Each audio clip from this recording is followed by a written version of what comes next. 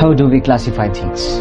We consider people to be expert in a field if they have mastery in classification. Doctors can classify between good blood sample and bad one. Photographers can classify if their latest shot was beautiful or not. Musicians can classify what sounds good and what doesn't in a piece of music.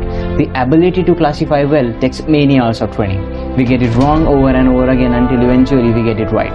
Image classification is totally based on your training of the dataset. So we need to create powerful dataset to detect any object, and that's the machine learning is aiming for.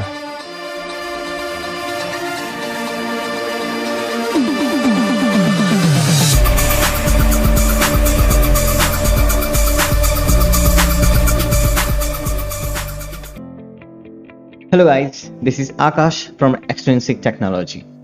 I have been working as a freelancer in the machine learning field since from last 2 years. You might be knowing that machine learning is the only field who have supported IT and other fields in a COVID-19 pandemic.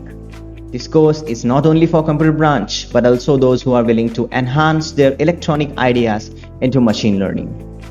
The major impact of this course is to learn faster RCNN algorithm, which can be implemented not only on a computer application, Android application, but also on a Raspberry Pi.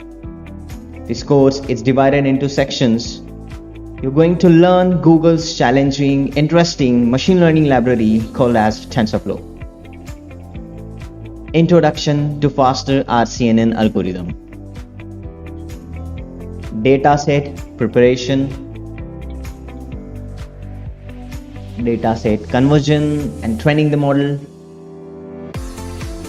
testing and deployment of model on web server, webcam, real-time video analysis and Android application. Some applications of these courses here.